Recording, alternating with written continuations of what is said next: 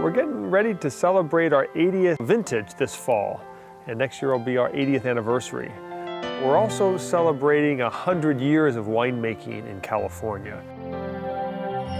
We've become one of the oldest family-run wineries in California. We are certainly in the Santa Cruz Mountains the oldest winery. Making wine in northern Italy goes back at least 4 generations, if not more. And our father always claimed that our winemaking tradition of the family goes back 300 years. Giuseppe, the first Bargetto to leave the little town in the Asti area, Castelnuovo Don Bosco, he left in 1890. And then later our grandfather in 1909 traveled here. My grandfather spent a few months in San Francisco when he first came from New York. He never saw the light of day when he worked in the world-famous Flytrap restaurant in San Francisco for 3 months. And he would go in before the sun came up and go home after the sun went down. After 3 months of that, he'd had enough of that and he wanted to get to a little more rural area and try his luck making wine on the banks of Soquel Creek. The original winery was in San Francisco, founded in 1910 by our great uncle Philip Bargetto, called the South Montebello Vineyard and Wine Company. And he operated it with his uncle, who they called Barba Giovanin. And in Piemontese, that means Uncle John. And they ran that winery after the earthquake and before Prohibition came.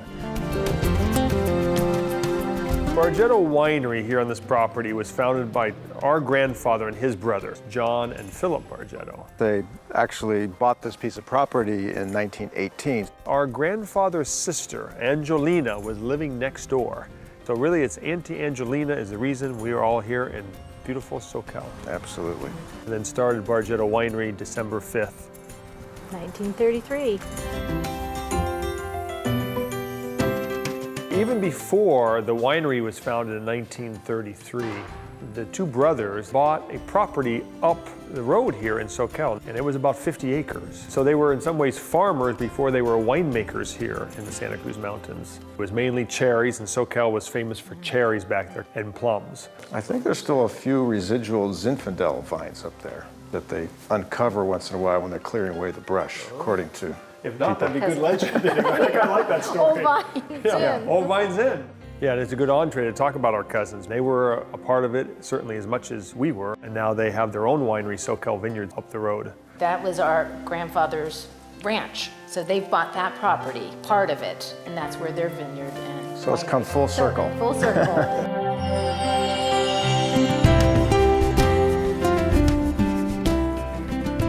You were involved with the ranch that your father and my grandfather had in Soquel years ago. That was an orchard.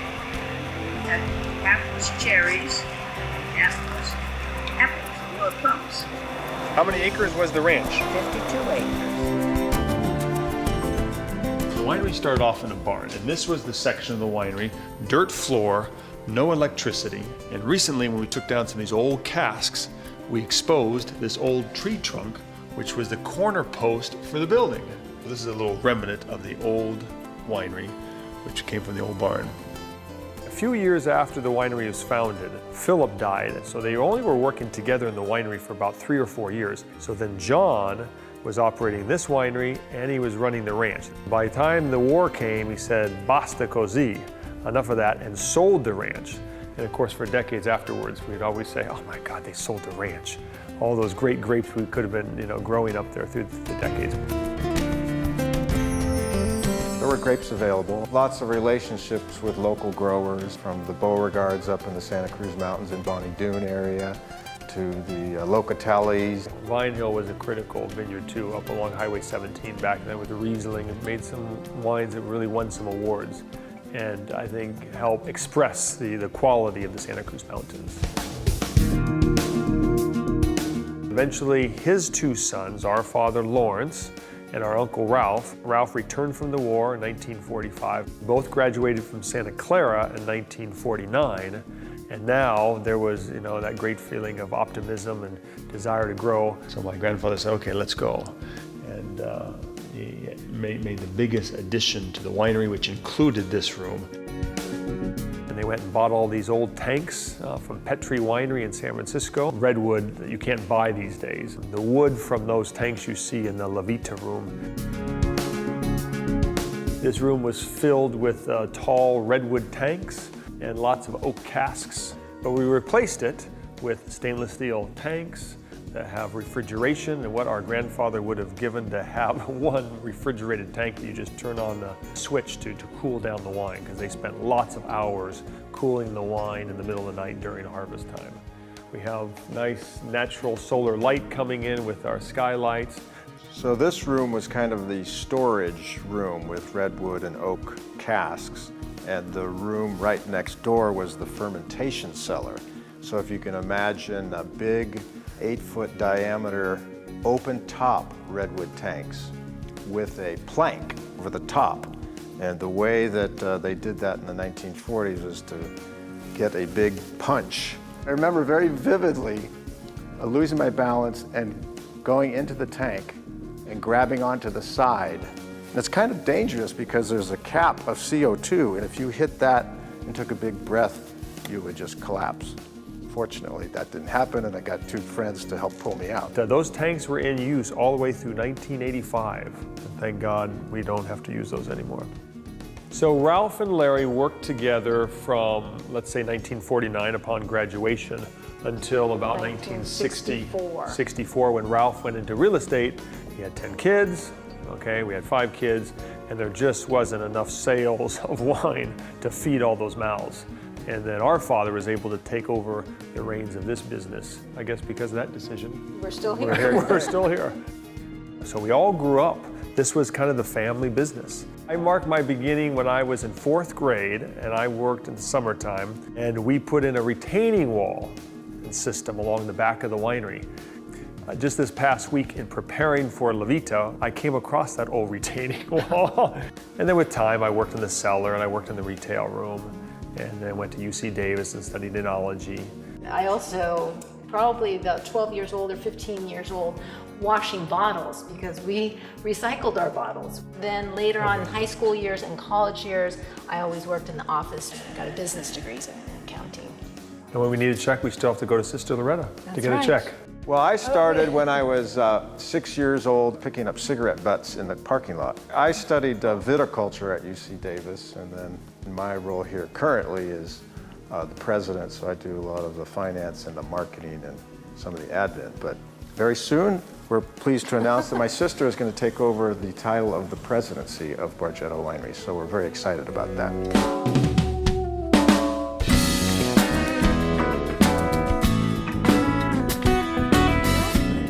Good goal is to become more retail and hospitality right here in our backyard. Our roots go back to hospitality and winemaking, and we do the blend, the marriage. So my hope and focus would be to create a better place here at the winery to make it more fulfilling and to have more fun events. To continue going forward, being a family-owned business. Oh, yeah. That's crucial. That's who we are. That's our history. And that's where we've been, and that's where we want to go. Yeah, we hope it continues as a family business, and that's one of our long-term goals as well.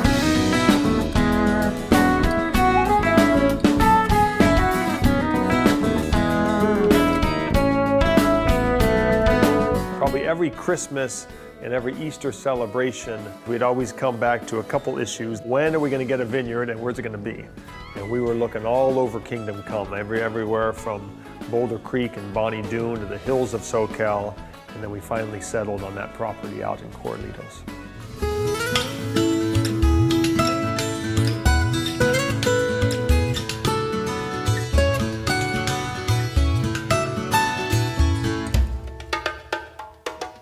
Here we are at Regan Vineyards. It's May 30th, 2012.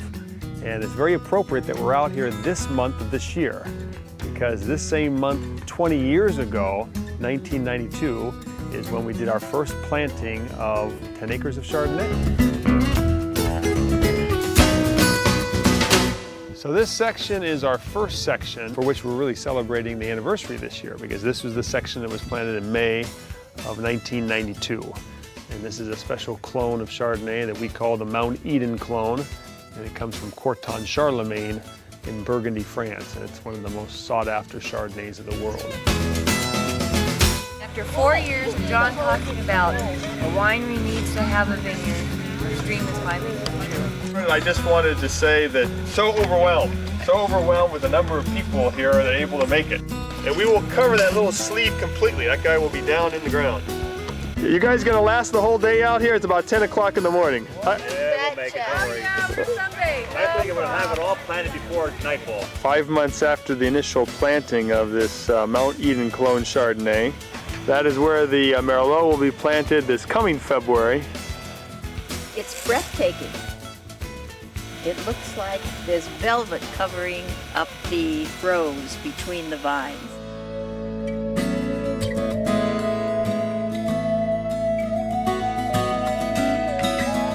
Terrific group, about 30 devoted planters, mostly veterans from last year. Very excited. Fun day.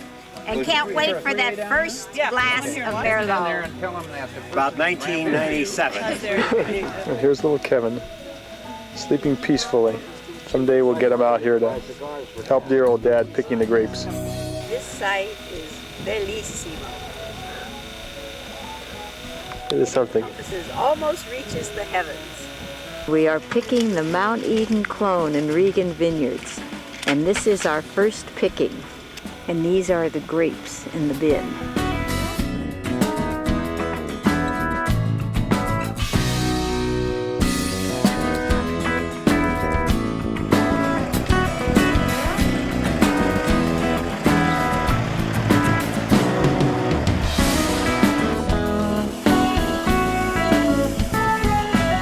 We are now harvesting a record crop of beautiful Merlot out here at Regan.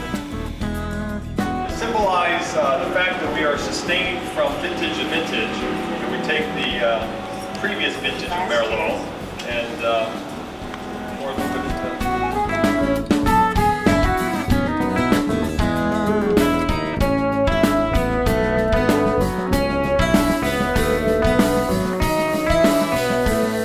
Completed picking of the Pinot Noir, which was done 2 days ago.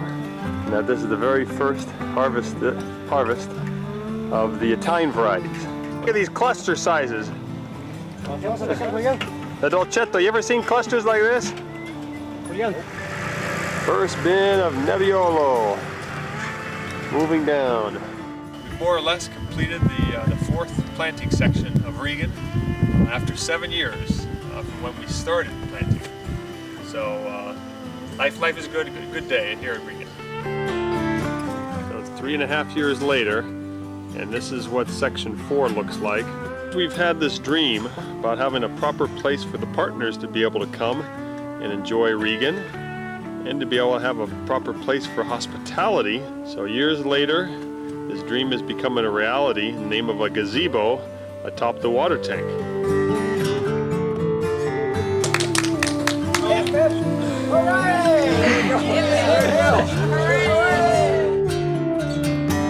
Lush green leaves and the dark, vibrant colored grapes. They're a great combination. We look forward to enjoying them in the wine. A beautiful year for Pinot Noir. John, this year in Pinot Noir is excellent. This is the Dolcetto, growing here, sweetening up. We're probably about a week or so away from harvest.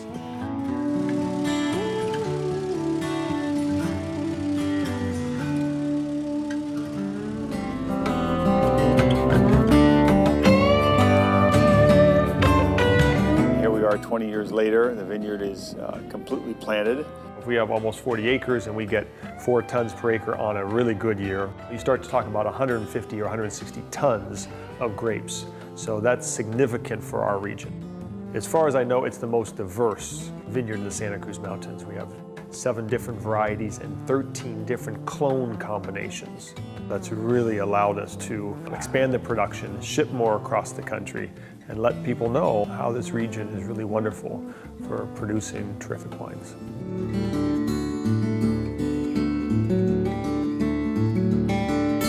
We have 4 different clones of Pinot Noir. And what we've learned in recent years is the most special, the most unique wine in the Pinot family out here is the Mount Eden clone Pinot Noir. And a few years ago we grafted to get a sense of it, and we made a wine and we found it to be fantastic. And now we've grafted 2 more acres of Merlot to Mount Eden Pinot. Every year with the vineyard is finding what works and doesn't work. We're a lot less Merlot now. The Mount Eden clones, cuttings from Mount Eden vineyard over in Saratoga, and that's proving to be really at home at Regan. And when I think about Regan, I think about the Reserve Chardonnay when we get the grapes ripe. I think about the Dolcetto in a real unique year. And now I think about this new clone of Pinot Noir for us, this Mount Eden. But just yesterday we found out not only did we win a gold medal at the LA County Fair, but we took best of class. We've been bottling the Mount Eden clone as an individual wine, but we do also do a Santa Cruz Mountains Pinot Noir, which is a blend of the Dijon and the Pommard and the Mount Eden. We do also Reserve Pinot Noir, and that's usually predominantly Mount Eden and maybe Pommard. And we also have, say, Dijon, Pommard, Martini clone and Mount Eden clone. Each year provides us with different things, and the constitution changes each year.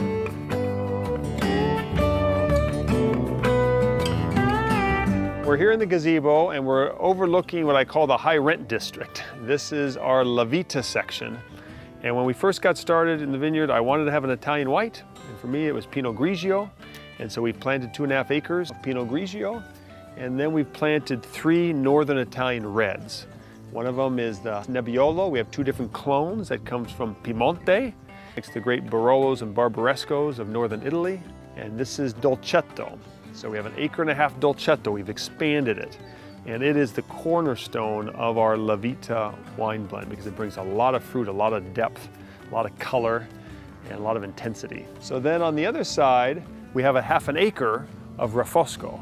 And Refosco is a Northern Italian red variety from the Veneto area.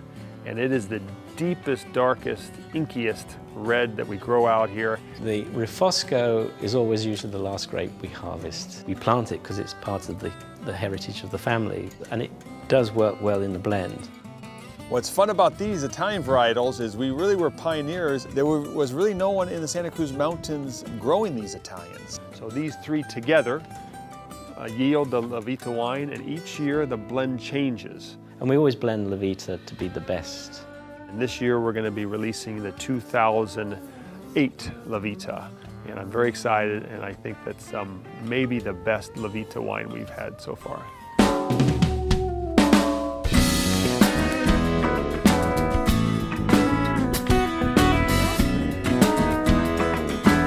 Each one's a little unique, just like the La Vita wines.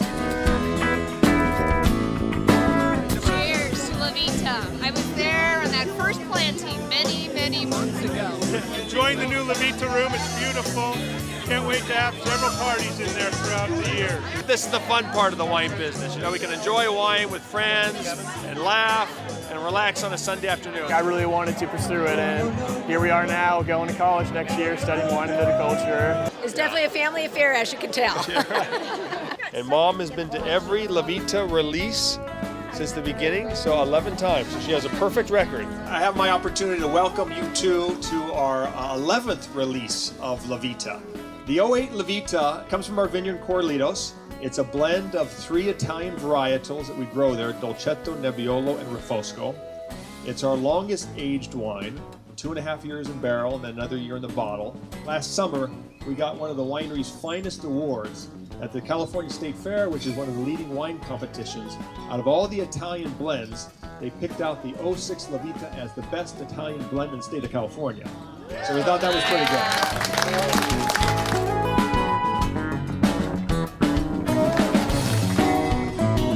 To the Bargetto family.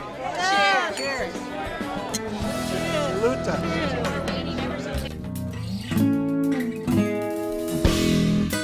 Here we are at my grandparents' house that they built in 1950.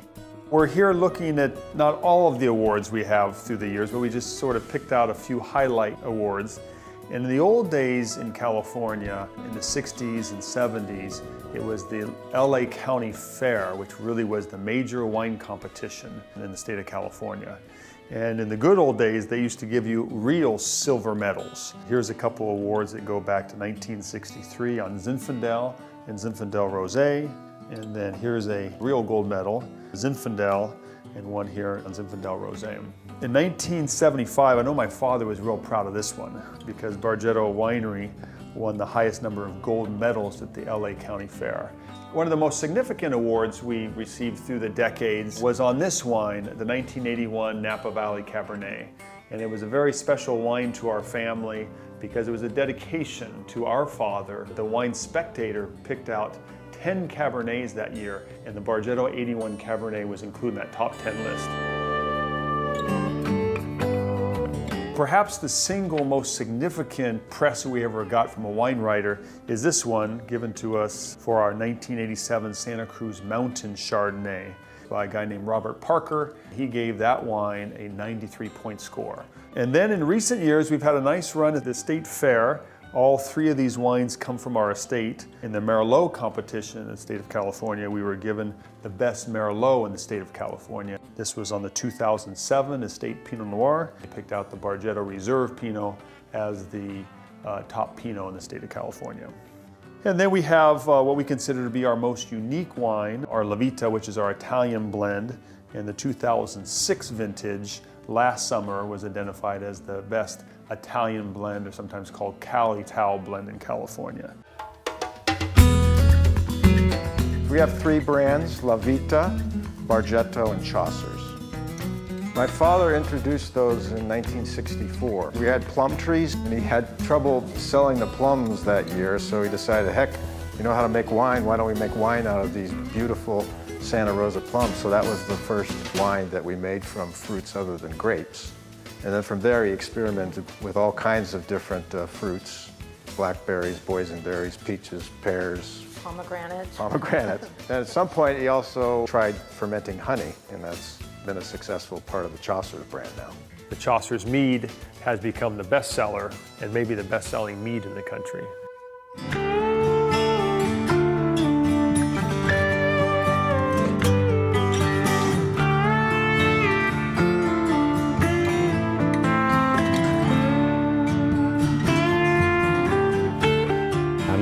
For Bargetto Winery. 22 years ago, I moved to Santa Cruz. We source a lot of our grapes primarily from Santa Cruz.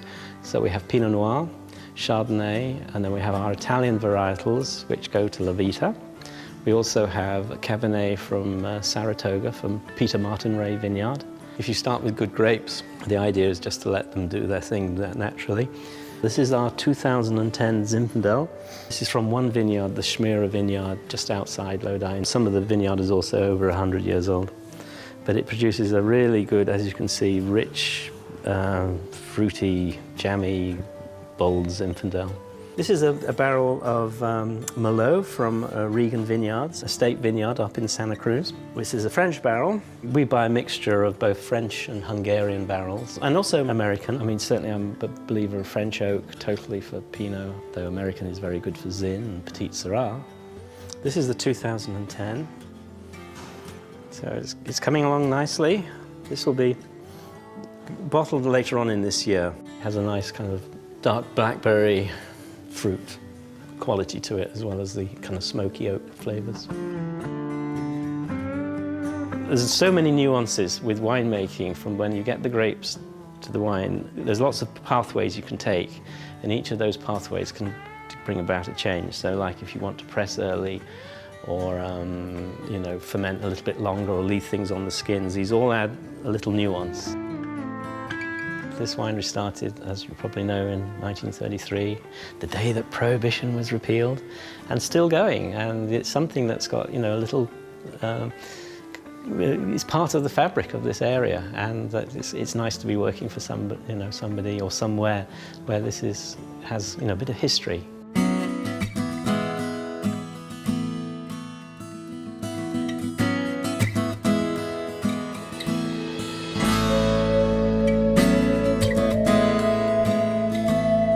Here we are, 2012, Springtime is warm, sunny days. We see lots of clusters. We're seeing bloom and set out here. So we are feeling good about this year. And we hope it continues on and we can have our 20th anniversary with a good harvest.